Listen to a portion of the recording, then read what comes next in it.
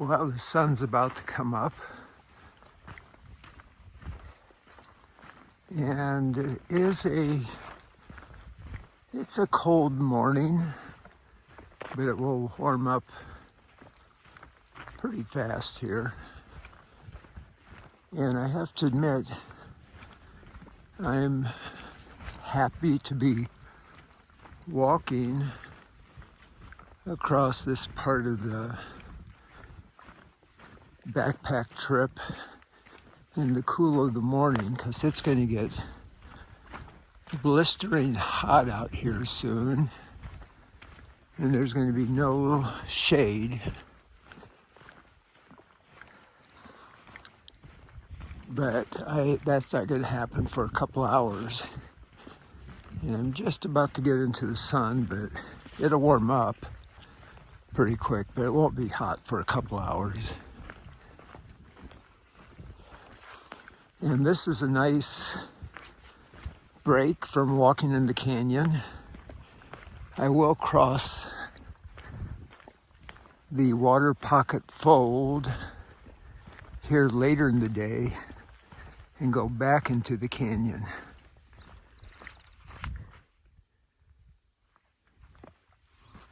Well, that's nice. The sun feels good, actually.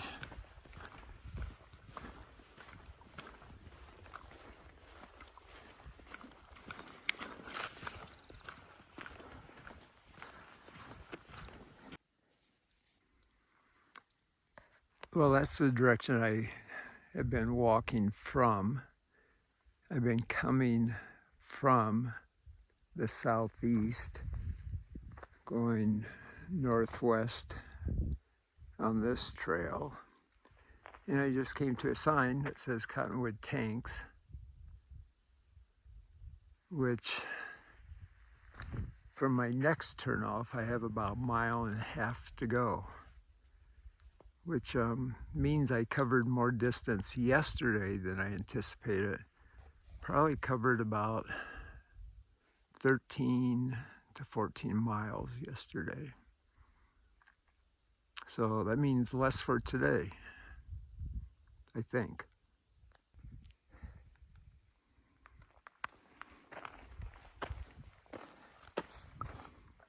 Well, I moved from the valley, which is deserty and flat, rolling, to go back into the canyons. And the trail goes up. It's rather steep. It's easy to find. There's plenty of cairns. It's not too bad. The temperature, the good thing, the sun's on my back. I'm not going into the sun.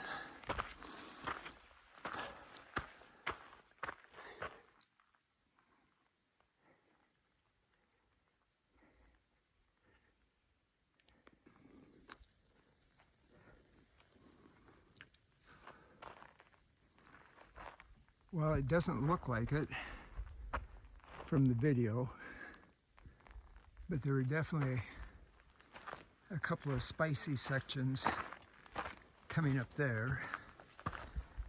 I was thinking about it. I'm going up to that cairn there. I was thinking about it. Definitely class 2 fun, solo, and it would be class 1 if I was with companions. And it did get my heart going a couple of times, and I'm sweating, which I don't like sweating. I think I'll probably sweat some more today.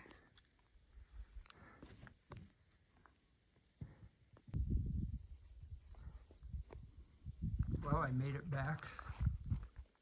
I did the loop, and now I have 3 miles up the canyon that way to my car, and that's the way I went yesterday.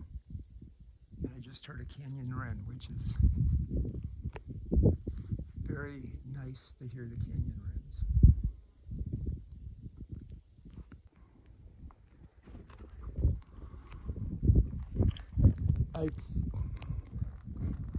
I filmed this section yesterday, but I'm going the opposite direction, so I thought I'd film it again. The light's good. It's a different video. It's part 2 of this backpacking trip. So I thought I'd show this section because I like it.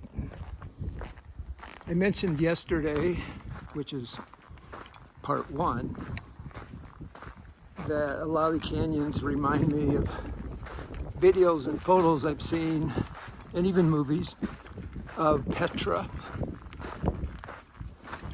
And I also mentioned my daughter has been there, but I have not. And someday I would love to visit Petra, the Wadi Rum, the Sinai Desert, south of Petra. I don't know when this is going to happen or if it will happen, but I have a feeling there's canyons like this. I don't know if in those areas they have the number of canyons and slot canyons that we have here, because southern Utah definitely has a lot of canyons. And I've come to realization, because I visited a number of them, I've done a number of slot canyons, but I haven't done a great variety. I've done some of them many times, and that's partially because of working for NOLS and or guiding. So I think it's imperative that I stop doing them over and over and actually do ones I've never done before. What a cool formation. It's a mini arch. I didn't even notice this before.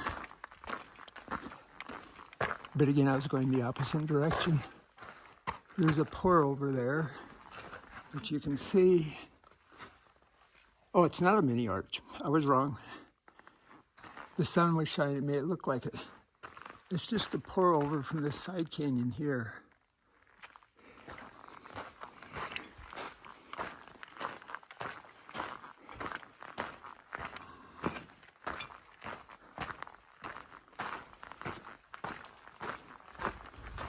Really nice section through here. And again, as much as possible, I'm trying to stay in the shade, because yesterday I got way too much sun.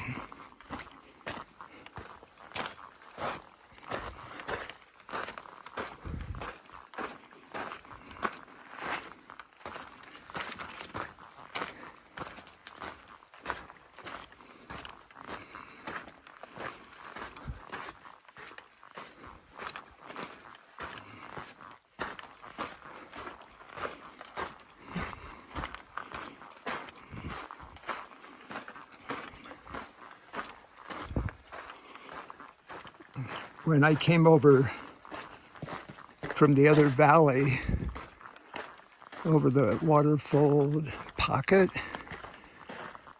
at the top, the sandstone in that area was white.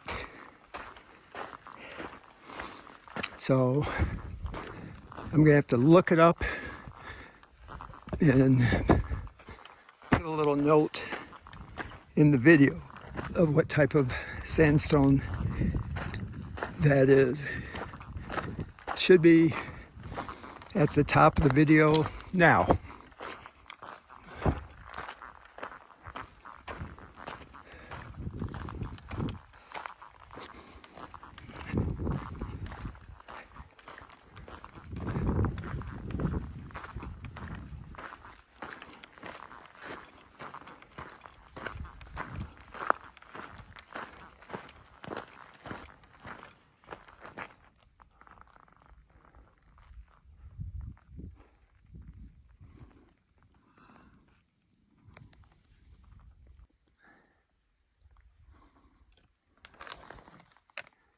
We're coming into another beautiful section of the canyon.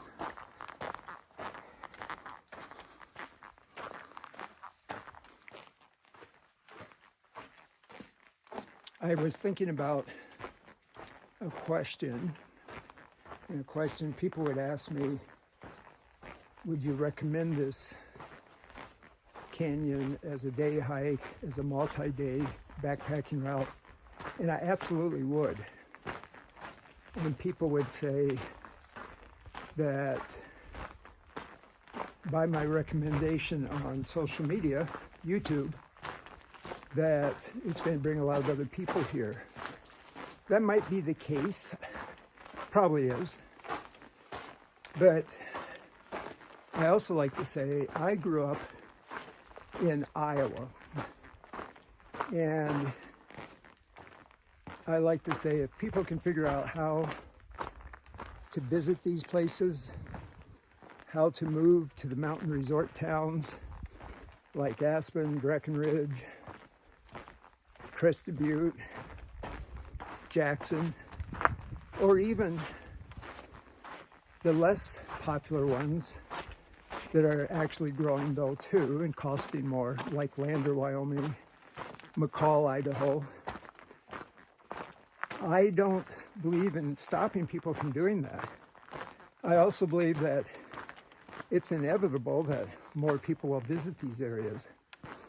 I'm also all for permit systems, reservation systems, and having controls, high density backcountry campsites like in Canyonlands, Yellowstone, Zion. Matter of fact, I'm not sure if you can't really camp in Zion now in the lower parts. You haven't for years.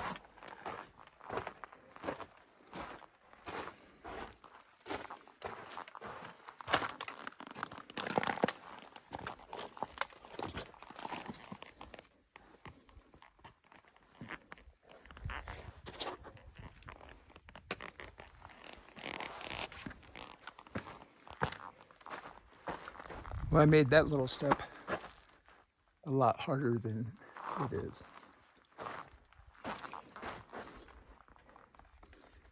Bunch of little lizards running around. It's warm out, they like it. Also, a lot of these places you can visit in December, January, February. Probably won't see very many people, if anybody.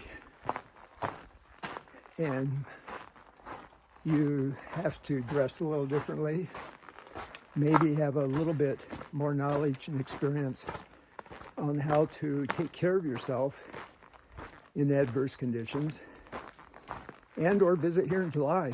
I don't think you're going to have too many people hiking very far in July. You have to carry all of your water, and the temperatures will routinely be over 100, 105 Fahrenheit, so that's a problem.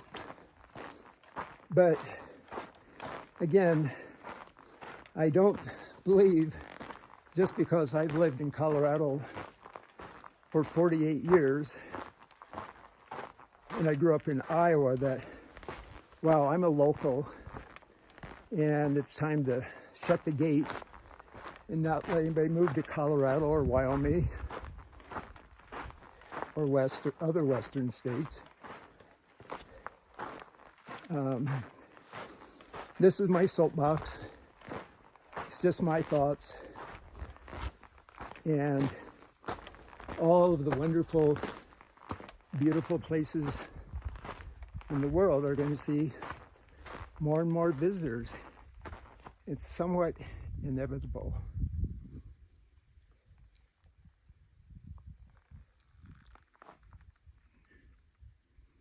Well, that was a very nice section I walked through. Now it's opening up a little bit more here.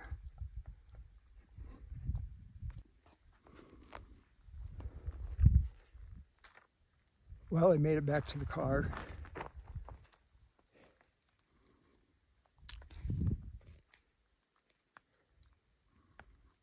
And this was a really wonderful 2-night backpack. Actually, it was 1 night because the first night I didn't camp very far off the road here. And 22 miles, which I'm super happy about.